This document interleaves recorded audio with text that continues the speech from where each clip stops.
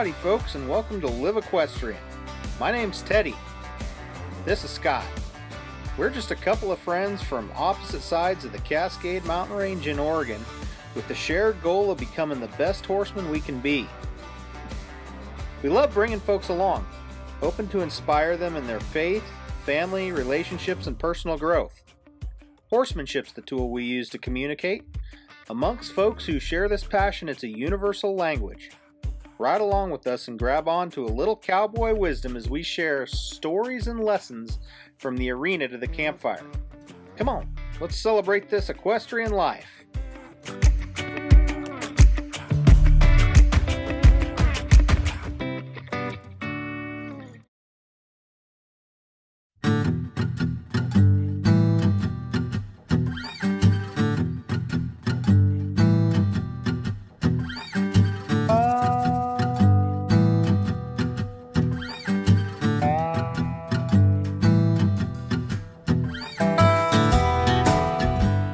Howdy folks.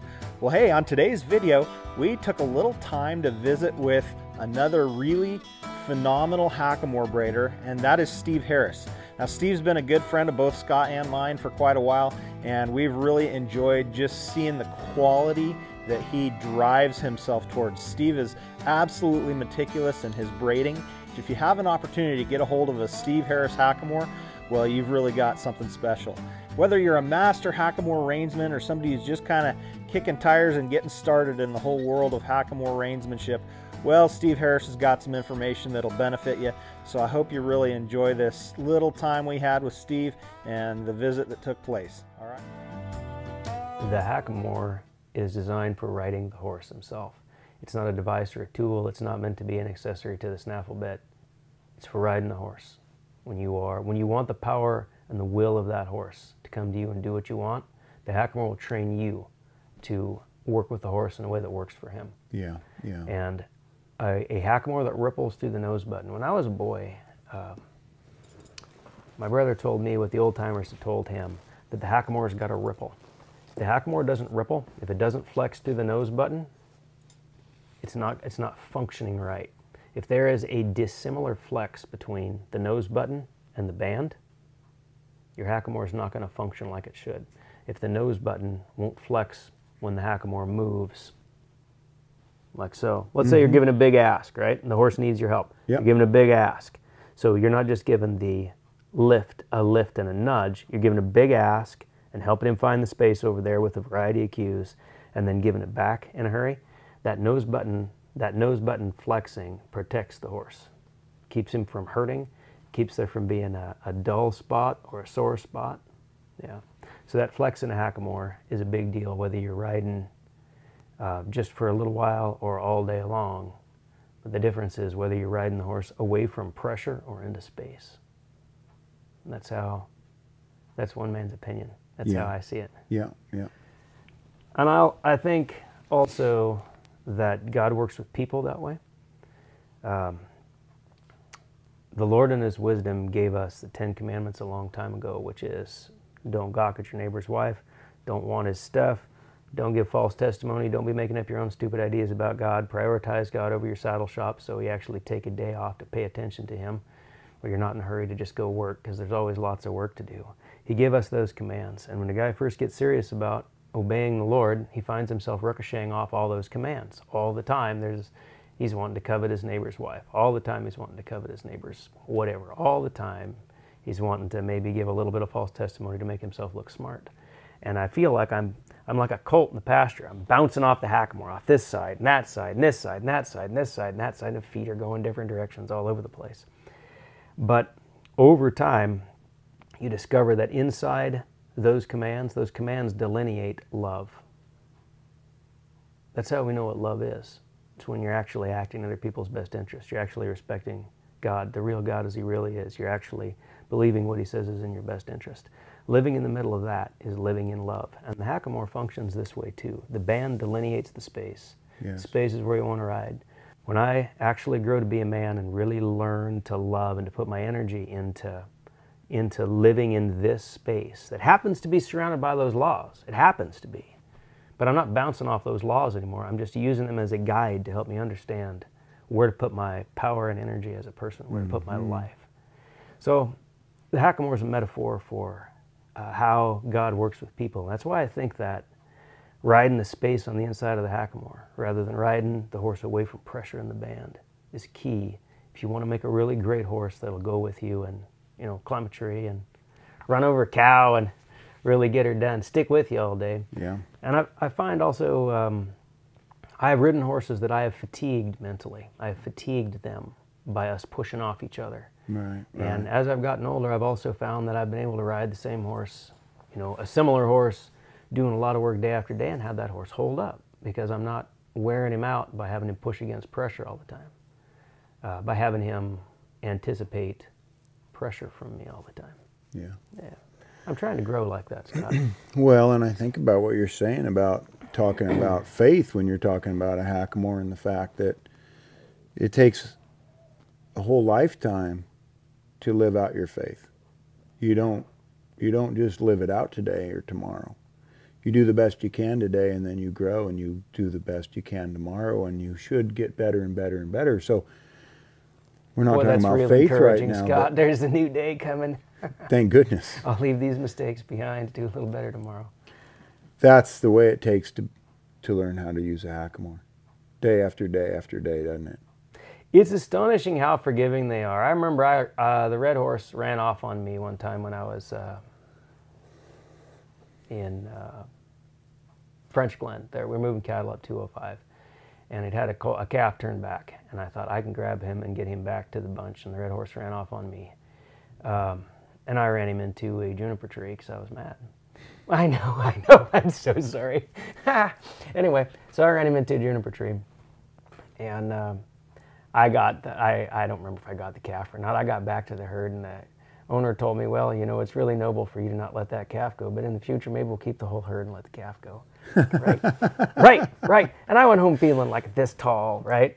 Man, I've wrecked. My Hackamore horse is wrecked. I'm an idiot. The neighbor thinks I'm dumb. But the neighbor forgave me, and you know, the next day, the red horse had forgiven me too. Yeah. And it was fine. You know, I've got his nose up. I've got it back down.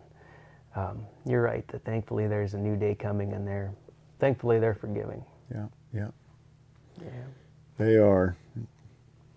Well, there's different ways to make a core depending on how you want the Hackamore to function and how you want it to feel. You're going to use cores of a different make. This is a 4-plat braid. It's a Rieta core. I typically use an old broken piece of Rieta, but this one I braided outright. I will sand this core like I do all of them, set them on my punch block and level them with a shoe and rasp, or you can level them on a belt sander if you got one of those. This makes a nice Hackamore. In between, kind of. Not too soft, not too firm. I don't like them raggy. It's a good versatile core. My other favorite core that I use a lot is a single twist 8-plat core, where I have a single twist of rawhide and then I braid 8 strings over it. Oh. And then I sand that. I braid them with the hair side down and the flesh side up, and then run them through the rounder. When they're cured, I sand them. So they're really smooth. I like that core. And then I like this double twist core too. Double twist. A double twist core, yeah, there's a twist of rawhide inside there, and making cores is a long talk all by itself, because you got to get them right, and then you got to keep after them. You got to babysit cores so they don't gap. But I'll twist that core one way, and then once it's cured, I'll sand it so it's level, and then I'll twist another twist of rawhide over top of it the other way, and that makes a core that's really springy. And this has got a little bit of a wink right there. Might go away when I sand it, and then again it might wind up being a dog chew. A lot of my cores wind up being a dog chew, Scott. Yeah, but you can see that there's a whole lot more. There's a different voice. Yep, it's a lot springier. There's a different voice in that core. I want to feel that a little bit. I like the way that feels right here without anything even on it. Yeah. That's what put the life in both of these little half-inchers, is that core. And a good Hackamore that's all rawhide, you can shape. It shapes through time, and it shapes through working with it, like a good hat does. They come out of my shop hopefully horse shaped, but if they're not, you can. There's some tricks you can do to very incrementally humidify the core and make that Hackamore shape if it will. Yeah. That's why I don't like to use any tape, any string. I just like to use leather and rawhide inside there. Here's two different 16 plat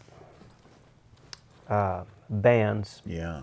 And I want you to give both of these a feel and tell me what you think about the two of those. They look really cool. They are identical. Well, they're really similar from a distance. You know, just to look at them, they're very similar.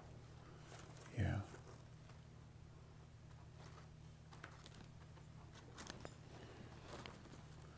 Oh, yeah. Is the difference the same difference we just looked? The cores. This is the difference in core, yeah. Is this a twisted core here? No, it isn't. That's a sleeve core. That's a core that Richard asked me to make. He wanted something that would have the firmness of a strip core, but not have the attitude of one, where it's got different feel in different directions, and so that's where that sleeve core came from. Steve, are they both these Hackamores in the process, or are both these cores in the process of becoming Hackamores? Will you go back to these and finish them? This one's been around a long time. This one is probably never going to get finished. Okay. Because there's only a handful of people that Hackamore would be useful to. It's so stinking hard. Yeah, it's stiff. That most people are going to go backward on that. Yeah. It's not what they need. Yeah. But this one is. Here. Oh, I like it. I know I want it. But I know the man I'm making that for. He called me on the phone the other day and said, "Where's my Hackamore?" Well, he called me up and said, I want this. What have you got? And I said, "Oh, I got this band hanging up." He says, "Okay, put my name on it, man. That one's mine." But I like that. So I make a lot of them like that. Yeah, a lot feel about like that when you think you get them done. Good. Yeah. Yeah. Yep, that is a single twist 8-plat core, which is a core that I really like, and then the double twist core where there's one going clockwise and one going counterclockwise. Yeah. Is also good. The braided core. I remember Wayne Bevan. I used to spend a lot of time visiting with Wayne at the Big Loop, and he'd show me a Hackamore here. He's got an 11/16 Hackamore, you know, big old Hackamore. It's like, yeah, I braided 4 strings, and then I braided 8 strings, and I braided 8 strings again, then I braided 12 strings, 16 strings, and I braided 20 strings over it. And I'm doing the math. I'm like, man, that's like, will you repeat that, Wayne? I think you braided that thing 5 times to get that. But oh, what a feel. My goodness, it's like holding a snake. Oh, yeah. Yeah, when he'd put all those different braids in there. So there are different ways to skin a cat. Yeah, there are. Right? Yeah. What I'd really encourage an aspiring braider to do is to make that core out of really good rawhide, and then if it wants to be a little bit more limber, braid over it. Before you braid your 16-plat, braid 8 strings and then level it. And if you want it to be a little bit stiffer, or you need it to be a little bit bigger, because sometimes you need to make a 5/8 for a customer, and your core wants to make a 1/2 inch Bozell, and that's the cow you got. Well, that's the time to put a double twist on it and then sand it to the right diameter. It's really important that fellas resist the temptation to size the thing with leather, to size it with tape, to size it with anything to pick up the slack, because you want that Hackamore to be really subtle. The Hackamore is going to reward the horse faster than you can think. When you're asking and the horse responds, however he's going to respond, that Hackamore being made of rawhide and not being slowed down by any kind of material other than, you know, it's just leather, it's just rawhide, that's all it is. It's going to be springy, and it's going to reward the horse faster than you can think, and it's really important not to slow your Hackamore down, if anything, by putting anything else in there. You're saying that as you're using a Hackamore, the release that somebody might be used to giving for a snaffle bit would come naturally as the horse moves off of pressure. They develop their own release. I certainly tell my girls when I'm just starting out the children, I tell them to throw him a big reward. Right. I want him to get in the habit of giving the horse. Right. Giving the horse quite a bit. But when the horse responds to that signal, the Hackamore does, as you say, it has its own reward built into it if it's real springy. Yeah. And if your hands are proper, if you're riding that way. Certainly. Yeah. Yeah. The great thing about the Hackamore is it trains you over time. Yeah, absolutely. Yeah.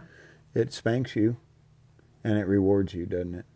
You know, back in the days when we had the nonprofit and we had all those kids riding with us, I had these town kids never been on a horse before. I put them all up there with the Hackamore because it's so obvious what you're asking the horse to do. There's a great degree of subtlety, but there's no ambiguity. Yeah. The space is to the right. The space is to the left. Yeah. When the horse is doing what you want, reward him. It's really easy to see. Yeah. Well, as you can see, Steve Harris is just a wealth of knowledge. And Scott and I look forward to continuing to bring you more content like this where we visit with folks or some of our ideas and information on horsemanship, things that we can pass on and share with you. And so if you like the channel, you know how to support us. We certainly appreciate that. We'll be continuing to bring you more stories and lessons from the arena to the campfire, and we'll catch you on down the trail.